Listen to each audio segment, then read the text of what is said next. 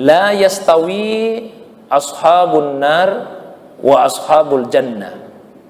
Ashabul jannati humul faizun.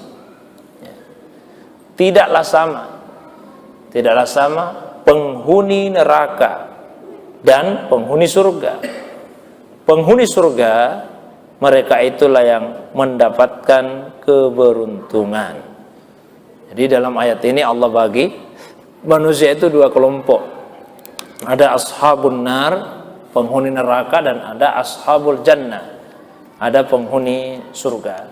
Ya, tadi tidak ada perintah di ayat 18, ada larangan di ayat 19. Mereka yang melaksanakan perintah Allah di ayat yang ke-18, takwa kepada Allah, kemudian melakukan evaluasi diri, lalu setelah itu bertakwa lagi, itulah ashabul jannah, itulah penghuni surga. Sementara mereka yang melanggar larangan Allah di ayat yang ke-19 dengan cara dia malas berzikir, kemudian meninggalkan hukum-hukumnya Allah, itulah ashabun nar, penghuni neraka. Maka Allah tegaskan dengan sangat jelas, la yastawi, tidak sama penghuni neraka itu dengan penghuni surga. Tidak sama dalam hal apa? Banyak hal. Dalam hal keadaannya, dalam hal tujuannya, tujuan hidupnya, orientasinya, ya, dan sebagainya. Substansinya mereka semua beda. Ya, kalau orang yang beriman, maka tentu keadaannya dia akan selamat dunia akhirat, insya Allah. Orang yang beriman. Orang kafir ya akan menderita dunia akhirat. Meskipun kelihatan di dunia senang, tapi kesenangan itu semua, tapi di akhirat dah pasti akan menderita. Beda penghuni surga dengan penghuni neraka itu. Perbedaan yang lain pada orientasi tujuannya. Penghuni neraka orientasinya itu dunia. Kalau penghuni surga orientasinya adalah dunia dan akhirat. Misalnya Allah SWT menggambarkan di Al-Quran surah Al-Baqarah 200 dan seterusnya. Faminan nasi may yaqul, maka sebagian manusia itu ada yang mengucapkan. Ya. Jadi sebagian manusia ada yang mengucapkan dalam doanya, Rabbana atina fid dunya, Tuhan kami, berikanlah kepada kami kesenangan di dunia. Jadi yang dia minta Pak hanya senang di dunia saja.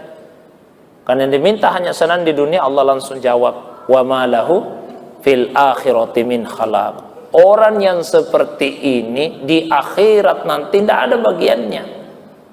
Orang yang begini ini di akhirat tidak punya bagian. Wa minhum may yaqul, dan sebagian manusia ada yang berdoa, Rabbana atina fid dunya hasanah wa fil akhirati hasanah wa qina azabannar. Ya, Tuhan kami, berikanlah kepada kami kebaikan di dunia, berikanlah kepada kami kebaikan di akhirat, dan pelihara kami dari siksa neraka. Jadi kita bisa bandingkan Pak, dua kelompok manusia tadi, yang ashabun nar, ashabul jannah. Masuk neraka itu mintanya cuma dunia saja. Karena yang diminta memang hanya dunia, Allah tegaskan. Di akhirat tidak ada bagiannya, biar sedikit. Ya. Tapi kalau kelompok manusia yang kedua, Pak, yang diminta bukan cuma dunia, tapi dunia dan akhirat. Allah janji, orang yang mengharapkan akhirat, dunia dan akhirat, Allah janji akan dapat bagian. Akan dapat, meskipun bagiannya akan berbeda-beda. Apa faktor penentunya? Bima kasabu. Faktor penentunya adalah kasab, usaha yang mereka kerahkan untuk itu. Kemudian perbandingan yang lain. Perbandingan yang lain. Kalau kelompok manusia yang pertama, yang dia minta itu adalah kesenangan. Jadi, yang dia minta kesenangan. Sementara kelompok manusia yang kedua, yang dia minta bukan kesenangan. Apa yang diminta? Kebaikan. Kebaikan. Jadi kalau yang pertama mintanya kesenangan, yang kedua mintanya kebaikan. Kalau berdoa kepada Allah SWT, jangan hanya minta yang menyenangkan saja, tapi mintalah yang mendatangkan kebaikan dalam hidup kita. Mengapa demikian? Tidak semua yang terasa menyenangkan itu akan mendatangkan kebaikan.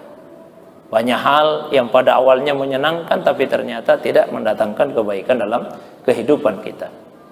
Kalau kita punya banyak harta, boleh jadi menyenangkan pada awal memilikinya, Tapi banyaknya harta itu belum tentu mendatangkan kebaikan. Banyak orang yang sebelum punya harta rajin ibadah. Begitu ada hartanya kemudian menjadi malas beribadah karena lebih sibuk dengan harta bendanya. Kita bisa mengambil ibrah, ambil pelajaran dari Qarun.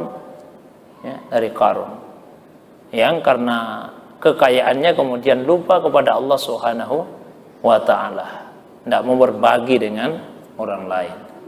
Kita lihat sahabat Nabi SAW, Tha'labah, yang ketika masih miskin, rajin sholat, senantiasa berjamaah. Begitu diberikan kekayaan oleh Allah SWT, sudah mulai malas datang berjamaah.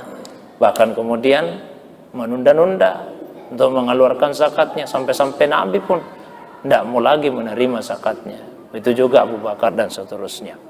Jadi itu contoh bahwa kesenangan itu ternyata tidak secara otomatis mendatangkan kebaikan. Kalau kita punya jabatan, punya kedudukan sosial yang tinggi, boleh jadi pada awalnya menyenangkan, dapat fasilitas yang mudah, dihormati, dihargai orang pada awalnya. Tapi belum tentu jabatan, kedudukan sosial yang tinggi itu pasti mendatangkan kebaikan. Mari kita ambil ibrah dari Fir'aun, raja di raja pada masanya. Tapi apakah kerajaan yang dia miliki memuliakannya? Ternyata tidak, justru menghinakannya. Hina di dunia, di akhirat juga akan hina. Ya. Jadi hal-hal yang menyenangkan itu belum tentu mendatangkan kebaikan. Sebaliknya, hal-hal yang kita rasa tidak menyenangkan belum tentu mendatangkan keburukan. Maka Allah SWT mengingatkan, wa asa an takrahu syai'an wa huwa khairul lakum. Wa asa an tuhibbu syai'an wa huwa syarrul lakum. Wallahu ya'lamu wa antum la ta'lamun. Dan boleh jadi ada sesuatu yang kalian tidak sukai, tapi yang kalian tidak sukai itulah yang mendatangkan kebaikan dalam hidupmu. Dan boleh jadi ada sesuatu yang kalian sukai, tapi yang kalian sukai itulah yang mendatangkan keburukan dalam hidupmu. Allah yang Maha Tahu, sementara kalian tidak tahu apa-apa. Jamaah sekalian yang dirahmati, dimuliakan oleh Allah Subhanahu wa ta'ala. Maka Allah tegaskan bahwa tidak sama penghuni neraka, penghuni surga. Ashabul jannah humul faisun. Penghuni surga itulah yang akan menjadi pemenang, yang akan mendapatkan keberuntungan, kebahagiaan. Di sini tidak disebut gimana penghuni neraka, tapi sudah pasti kalau penghuni surga yang mendapatkan keberuntungan, memperoleh kemenangan, berarti penghuni neraka yang akan merasakan kesengsaraan, penderitaan, kekalahan. Nah, pasti lawannya. Jamaah sekalian dirahmati, dimuliakan SWT. Nah, tentu kita semua kemudian berharap bagaimana supaya kita bisa menjadi penghuni surga itu, ya, menjadi penghuni surga yang mendapatkan keberuntungan tersebut. Syarat mutlaknya sudah Allah sebutkan di ayat 18, yaitu bertakwa kepada Allah SWT. Ada rasa takut kita kepada Allah SWT. Rasa takut kepada Allah itu mestinya ada di dalam hati setiap muslim yang sering berinteraksi dengan Al-Quran. Semakin sering kita berinteraksi dengan Al-Quran, mestinya semakin tumbuh rasa takut kita kepada Allah SWT. Maka Allah membuat perumpamaan, ya, pada ayat yang berikutnya, 21. Lau anzalna hadzal Qur'an ala jabal la ra'aitahu khashi'an mutasaddian min khasyatillah wa tilkal amsal nadribuha linnas la'allahum yatafakkarun. Seandainya, kata Allah, seandainya kami turunkan Al-Quran ini kepada sebuah gunung, maka pasti kalian akan melihatnya. Gunung itu tunduk, terpecah belah, disebabkan rasa takutnya kepada Allah Subhanahu wa ta'ala. Dan perumpamaan itu kami buat untuk manusia agar mereka berpikir. Jadi ayat ini disebut lau, sekiranya. Ya, kalau di Al-Quran disebut lau berarti tidak mungkin lagi terjadi. Tidak mungkin lagi. Ya, tidak mungkin lagi Al-Quran itu diturunkan ke gunung, karena faktanya Quran itu diturunkan pada manusia melalui Rasulullah SAW. Beda kalau misalnya dikatakan idza, apabila. Kalau dikatakan idza, apabila, maka kemungkinan terjadinya itu besar. Kemungkinan terjadinya besar. Lain lagi kalau dikatakan jika. Kalau dikatakan jika, masih ada kemungkinan terjadi meskipun kemungkinannya kecil. Itu perbedaan-perbedaannya. Kalau dikatakan lau, sekiranya tidak mungkin lagi terjadi. Misalnya dikatakan idza, kemungkinan besar terjadi. Kalau dikatakan jika, maka kemungkinan terjadinya ada sekalipun kecil. Jadi kalau misalnya mohon maaf, misalnya saya mengatakan seandainya saya diciptakan sebagai seekor burung, kan tidak mungkin lagi, faktanya udah jadi manusia, maka pakainya lau.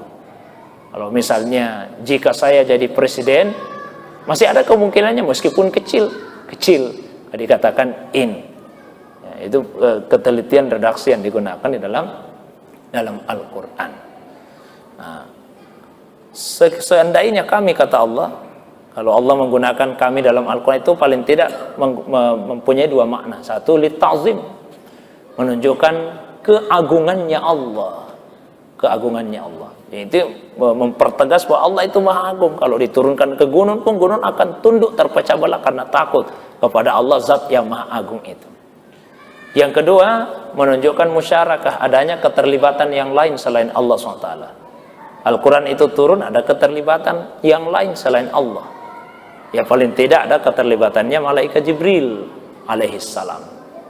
Ya, itu diantara makna kalau Allah menggunakan kata kami di dalam Al-Quran. Seandainya kami menurunkan Al-Quran ini kepada gunung, akan terpecah belah itu karena tunduk takut kepada Allah SWT. Nah, itu artinya manusia itu mestinya dalam dirinya ada khasyah, ada rasa takut. Ada kata lain dalam Al-Quran yang juga berarti takut, khauf.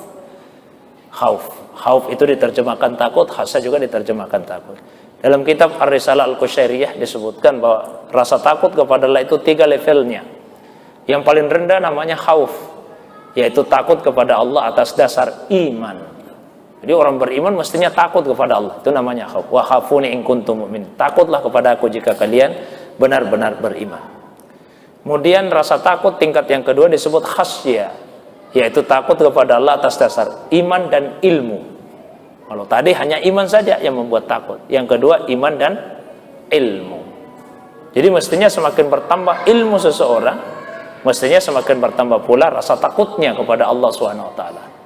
Kalau ada orang yang bertambah ilmunya, tak bertambah rasa takutnya, maka itu akan menjauhkannya dari Allah SWT. Kemudian rasa takut yang ketiga disebut haibah.